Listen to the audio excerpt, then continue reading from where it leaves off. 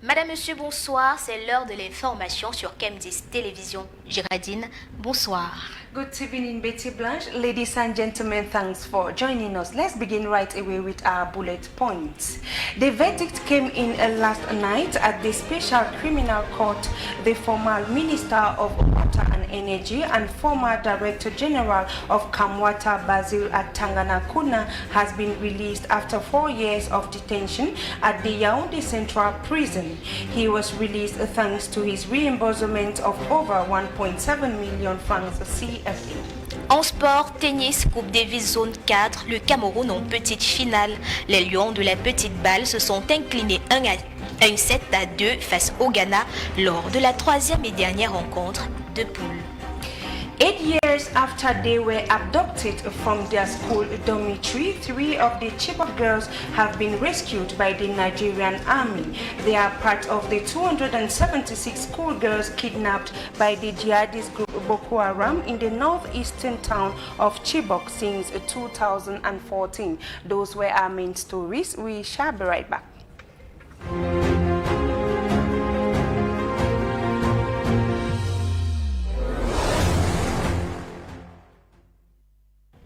Thanks for joining us. As you heard in one of our lead stories, Basil Atanganakuna has been liberated after spending 4 years in prison. The former Minister of Water and Energy and former Director General of Kamwata was released on Friday, July 29, 2022, thanks to his reimbursement of over 1.7 million francs CFA. Upon his release last night, our reporter Tabby Clarkson was at his residence in Yaoundé, where he was received as a prodigal son. Let's listen to him in the following report.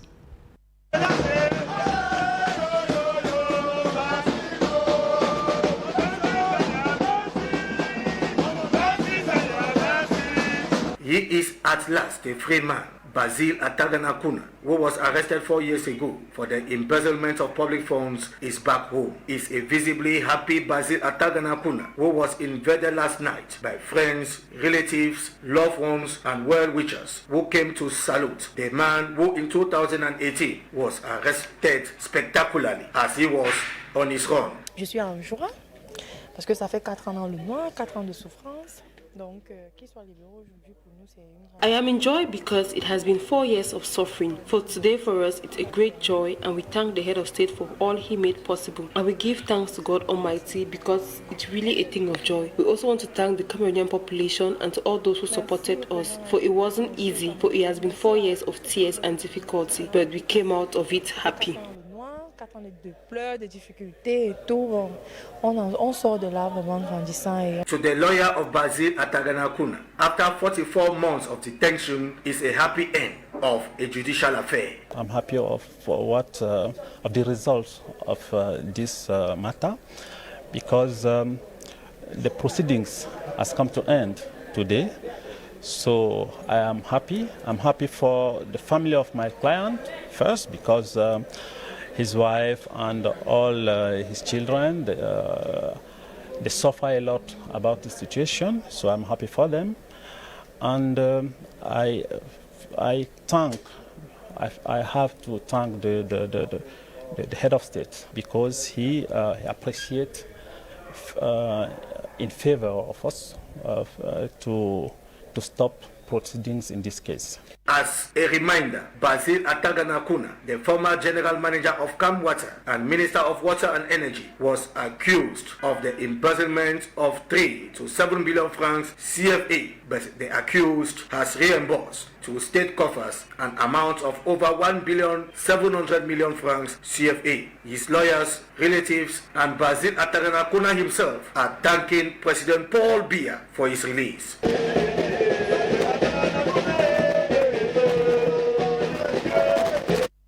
Basil Atanganakuna est désormais libre. Le verdict de la libération de l'ancien ministre de l'eau et de l'énergie est tombé hier nuit au terme du délibéré de l'affaire ministère public. Cette libération intervient 4 ans après son arrestation. Revivons l'ambiance de son accueil dans sa résidence avec Inès Eyunga et Franck Ébéniste.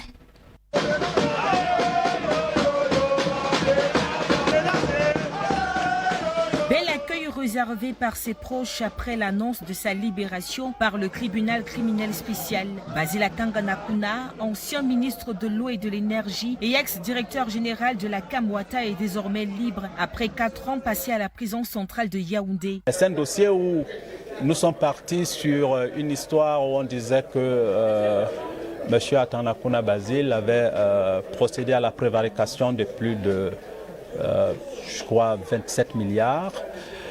Et à la fin, nous étions dans une histoire des pièces manquantes. On disait que oh non, l'expert aurait dit que lorsqu'il faisait son expertise, il n'a pas trouvé des pièces de la période de sa gestion comme administrateur provisoire de la SNEC, de l'ex-SNEC, de 2002 à 2004. Il aura obtenu sa libération à la suite de la restitution du corps du délit au trésor public. Nous avons, dans un premier temps, demandé l'ouverture des comptes qui avaient été saisis, parce que dans ces comptes, il y avait des avoirs, il y avait des valeurs, et c'était des valeurs à la fois les siennes, de sa femme, de sa famille et d'autres soins.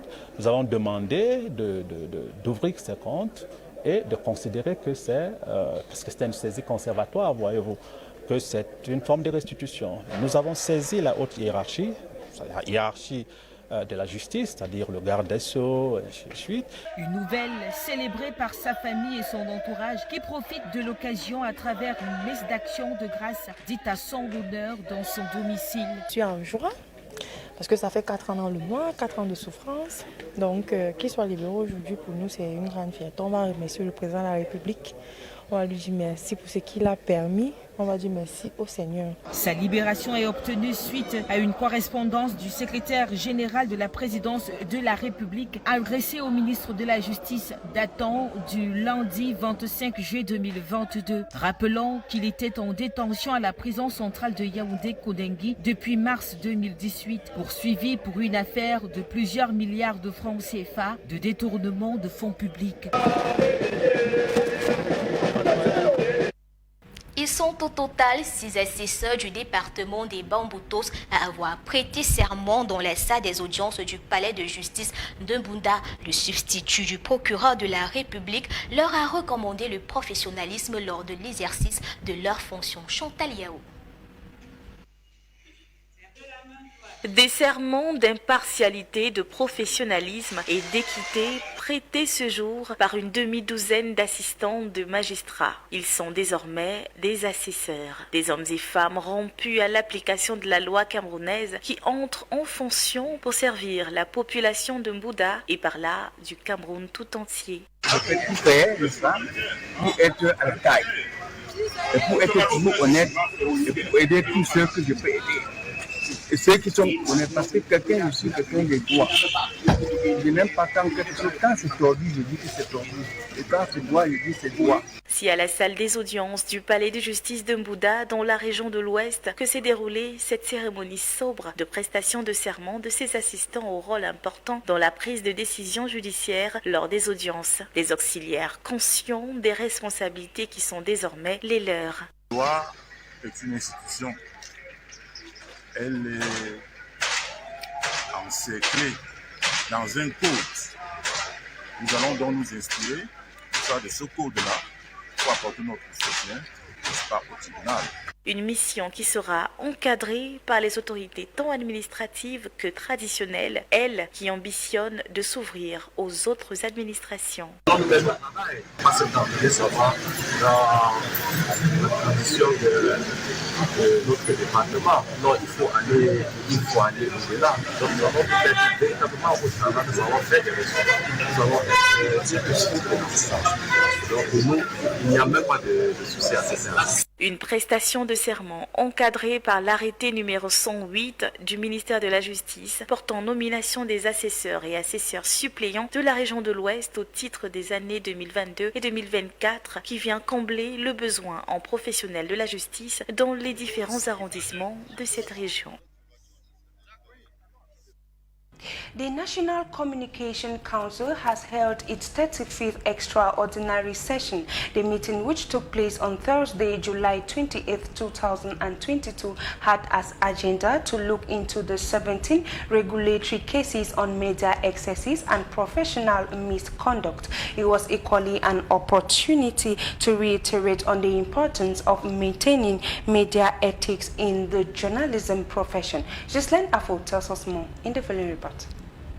Operating as an autonomous body of the communication sector, the National Communication Council has held its 35th ordinary session with subject to reorganize the activities of this organ.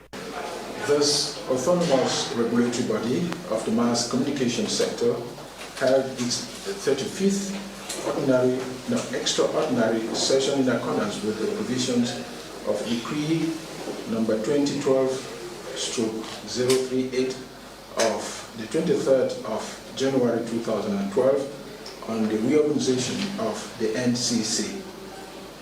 In order to monitor the surge in media excesses and professional misconduct relative to hate speech, shortcomings during live broadcast, offensive broadcast undermining public decency, attacks on social cohesion and incitement of violence by the media, the 17 regulatory cases which were tabled before the Council were carefully examined with several sanctions meted out. The Council examined 17 complaints as well as regulatory cases which have led to the following decisions. The Council, after deliberating on the responsibility of the said media organ for failure to moderate and to professionally conduct the said program, decides to address the warning both Mr. Emmanuel Noel Desai, the station manager of Royal FM Radio, and Ngonga Rene Francis, a journalist at the aforementioned media organ. The case of Mr. Amadou Sadauna, Director General of the Cameroon Real Estate Company, SIC, against the print media organ, Direct Info, and its publisher. The plaintiff lodged a complaint with the As a watchdog in the media sector, this body has as requirement to ensure professional ethics and deontology in the journalistic. Also present during this extraordinary session were members of the board of the television satellite provider Canal Plus, who came to discuss issues on justice offered to the media sector in the country. For so many years now, Cameroon has been facing the negative impact of its change, a situation that has hindered the country's economic aspect. To remedy this situation, experts on climate change came together to propose ways forward, as Anne Umeko tells us more in the following. Climate change can be attributed to challenges on opportunities, accelerated socio-economic development that a healthy planet translates. To a positive result, thought leadership plays a major role as members and stakeholders in the UN development system addresses 3 issues leading to crisis now at biodiversity, climate change, pollution and waste in a manner that unlock investments and opportunities and ensure that food can be put on the table of each and everyone and more money in more pockets. To ameliorate climate change in Cameroon, the agricultural sector has to be within the reality of Cameroon. Because of climate change, Cameroon risks losing over 40% in income opportunities in the agricultural sector through crop failure. However, on the flip side, the country loses between 20 to 50% of food produced because of post-harvest losses. And this represents millions of income and enterprise opportunities that are being wasted. But this can be recouped from simply decentralizing simple climate action solutions of clean energy to power value addition. The tomato sector can generate income. In the tomato value chain, the country can recoup over $200 million in incomes and generate up to 1.5 million jobs, all from the tomato processing alone through integrating climate solutions like solar coal storage, like solar dryers that cumulatively drive multiple enterprise opportunities, especially for the youth in Cameroon and across Africa. These are areas for which government incentives, such as the recent 10-year tax cuts for the solar power and renewable energy addresses. There is a collaboration with the government to expand investments. We will continue to work with the informal sector in Cameroon and the youth, especially to guide them to take up these clean energy solutions and generate empirical data on successes and leverage this data to inform implementation incentives that will ensure these successes can actually be replicated across the entire country. All hope is not lost. Climate change can be well managed for a healthy economy. Promouvoir l'entrepreneuriat jeune et encourager l'autonomisation de ceux-ci est l'objectif du Salon international de l'entrepreneuriat. Celui-ci a présenté son rapport le 27 juillet dernier au cours d'une cérémonie présidée par le 3e adjoint préfectoral Ntieze Apollinaire Kameni. C'est la salle des délibérations de la mairie de la ville de Nkongsamba qui a réuni ce 27 juillet 2022 les acteurs du Salon international de l'entrepreneuriat de Nkongsamba pour la présentation du rapport général de cette activité tenue 2 mois après dans la dite ville. C'était sous la présidence du 3e adjoint préfectoral Thiezé Patrick. D'année en année, les entrepreneurs viennent ici la diversité de ce projet est encouragée. Ici, les meilleures initiatives décelées ont été primées. Celles-ci concourent à implanter la graine de l'entrepreneuriat dans l'esprit des jeunes du département du Mungo. Le petit artisan a été valorisé. C'est une vitrine nationale et internationale pour son impact futur. Personnellement, je suis très fière d'avoir participé parce que c'est ma manière à moi d'avoir répondu à l'appel du chef de l'État qui demandait à la diaspora de rentrer afin qu'ensemble nous puissions conduire le Cameroun vers l'émergence de 2035. Une initiative qui entre en droite ligne dans la promotion du développement inclusif et durable des jeunes entrepreneurs visant à redynamiser l'économie et de créer davantage d'emplois pour autonomiser les populations. Nous souhaitons que les populations de Nkongsamba continuent à encourager le salon de l'entrepreneuriat afin qu'à la prochaine édition, tous ceux-ci qui sont en train de mettre sur pied leur entreprise viennent démontrer sur la place publique que Nkongsamba est capable de développer une industrie pour la création des richesses. La remise des prix et autres distinctions ont été suivies par la visite des stands. C'est dans cette dynamique que les rideaux se sont refermés sur la 13e édition du Salon international de l'entrepreneuriat de Nkongsamba et le rendez-vous a été pris pour l'édition 2023. Restons en Nkongsamba où les commerçants du marché central sont appelés à poursuivre les activités compte tenu des problèmes posés lors de leur mouvement d'humeur tenu mercredi dernier. Le maire Frédéric Nzoki Epo, au cours d'une réunion de crise qui a eu lieu hier, s'est entretenu avec ceux-ci dans le but de trouver des solutions. Apollinaire Kameni, une fois de plus. Il était question pour le maire Nzoki Epo Frédéric de rappeler aux commerçants du marché central de Nkongsamba qui prenaient part à la concertation de crise enclenchée suite au mouvement d'humeur observé par ces derniers ce 28 juillet 2022 au regard de nombreuses boutiques scellées pour retard dans le paiement des taxes et non-respect de la réglementation en vigueur, la quintessence des délibérations adoptées lors du dernier conseil de communauté. Il n'y a pas d'augmentation en tant que telle. Il y a simplement une volonté d'appliquer la loi. Et cette volonté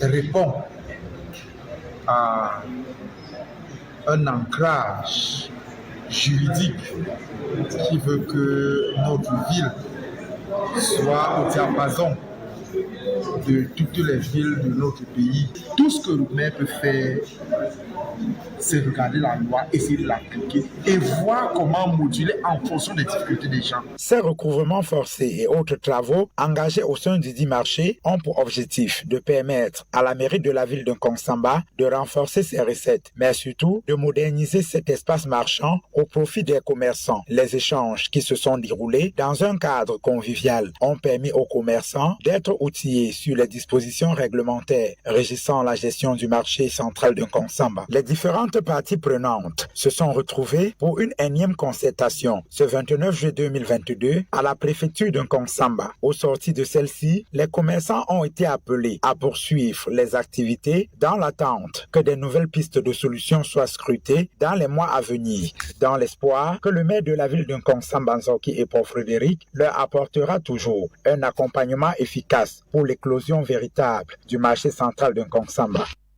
Incursion dans un pot d'eau potable dont la ville de Douala, réputée pour son attrait au vu de la qualité de l'eau qui en sort. Situé au lieu-dit Entrée Guinness, il constitue un abreuvoir pour les populations. Les détails sont à suivre dans ce reportage que signe Martin Matip.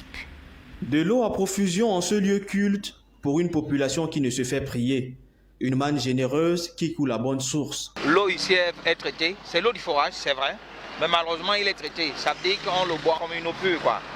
La raison pour laquelle je ne peux pas prendre de l'eau de la Cinec que j'ai à la maison pour consommer, en puisant pour pouvoir éviter les maladies dues à l'eau, quoi. En plus, elle permet à bien des égards de réaliser quelques économies, l'eau étant frappée du sceau de gratuité. Donc, en venant plus ici, ça me permet de faire des économies. Si j'étais peut-être seul, bon, je m'en passerais de ça.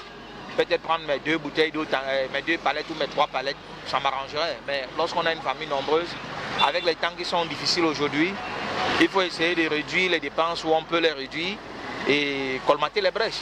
Une autre curiosité de cet endroit, les activités économiques qui s'y sont créées, puisées pour les autres, moyennant des concessions d'ordre pécuniaire, quoique modestes. Il y a ceux qui sont de bonne foi. Il y a ceux qui, bon, c'est involontaire, ce n'est pas obligé. On ne vend pas de l'eau. Il peut donner 1000 francs, 500 ou bien 300. Ça dépend. Disons par voiture. Je peux passer ma journée ici en pointant peut-être 5 à 10 voitures. Je peux m'avoir peut-être mes 5 000 francs, même mes 6 000 francs. Il faut ici faire remarquer que les gains sont tout aussi concomitants aux saisons. Comme présentement, on a un peu le temps mort, ça ce sont les temps morts, on gère avec. Dans la saison pluvieuse, ici là, les gens ne consomment pas beaucoup d'eau. Bon, moi, je suppose que certains sont en vacances et c'est sa saison. On a juin, juillet, août, septembre. Un lieu salvateur qui en plus crée des petits boulots qui font vivre leurs hommes. C'est aussi en cela que l'eau est la vie. Le dicton y trouve tout son sens. À présent, faisons un tour dans les marchés où les safous, communément appelés prunes, sont de retour. Les tas de 4 fruits qui se vendaient à 1000 francs CFA se vendent désormais à 500 voire 300 francs CFA. Une bonne nouvelle pour les amoureux de ce fruit. Chantal Yaou. Les safous, appelés communément prunes, font peu à peu leur entrée dans nos marchés. Le fruit est quelque peu accessible pour les petites bourses. C'est un prix qui commence à partir de 30 000 le filet, 35, 40, 45. Mais maintenant, ça commence à baisser un peu. Pour le moment, quand j'ai le gros, comme ce qui est là, il y a plusieurs qualités de prunes. Il y a le vert, il y a le noir, il y a le bleu foncé. Il y a plusieurs qualités. Le plus préférable, c'est la verte et le noir. Pour le moment, ça sort du littoral et chez les bassins. Alors qu'il y a quelques jours, le délicieux fruit se laissait difficilement embarquer. Pour un tas de 4 à 5 fruits, il fallait débourser la somme de 1000 francs CFA. Aujourd'hui, les petits prix sont au rendez-vous. Le tas de prunes, vous l'avez à partir de 300 francs CFA. Je la vendais hier, comme j'ai acheté un peu cher, à 2000 et 1000 francs le tas. Aujourd'hui, c'est 500 et 1000 francs. Donc, ça dépend du calibre du fruit. Apprécié pour sa facilité à être cuisiné, le safou s'invite dans les rendez-vous culinaires de plusieurs. Ainsi donc, des points de grillade de ces fruits de saison se multiplient dans la capitale. Et même là, les prix connaissent une cure d'amincissement. La prune grillée qui coûtait il y a quelques semaines 150 à 200 francs CFA s'embarque facilement à 50 francs CFA. Ceci pour le bonheur des consommateurs. Hier, les prix étaient très chers. Aujourd'hui, c'est quand même bas. Et les tailles, il y a pour 50, il y a pour 75, il y a pour 100 francs. Mais c'est le plantain ça c'est toujours cher. On ne sait pas si ça va diminuer. Bon, le marcel là, les clients aiment ça. J'aime beaucoup les prunes. Bon manioc. Et surtout quand on fait bouillir ça. Moi, j'aime pas quand on frit ça. C'est bon quand on fait bouillir. Bonne nouvelle donc pour les amoureux de ce délice au goût particulièrement savoureux qui pourront en profiter jusqu'à la nouvelle saison des pluies.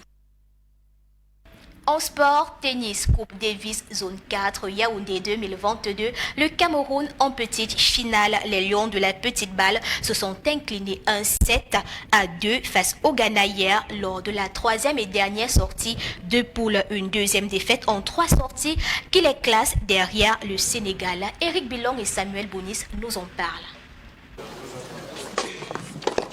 Il n'aura fallu que 2 matchs pour le Ghana pour briser le rêve du Cameroun, celui notamment de disputer la finale de ce tournoi. Après avoir concédé un premier revers en simple, la team Cameroun va alors se remettre au talent d'Etienne Thébault pour remettre les pendules à l'heure. Hélas, ce dernier est lui aussi défait en 2-7, 5-7, 6-7. Que de regrets. Oui, personnellement, je suis vraiment déçu parce que c'était un match que je sais qui est à ma portée. Je pouvais bien gagner, même le premier set.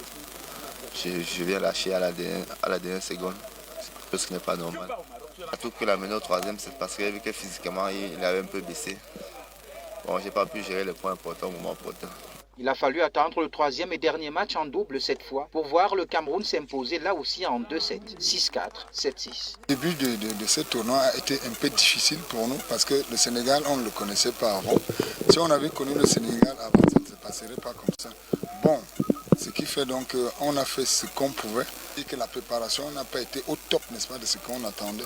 Puisque faire 3 semaines avec des joueurs que vous avez pris partout, c'était pas évident. Oui, bien sûr, c'est un regret. Au début, vous m'avez fait une interview, je pense que ça fait 3 jours.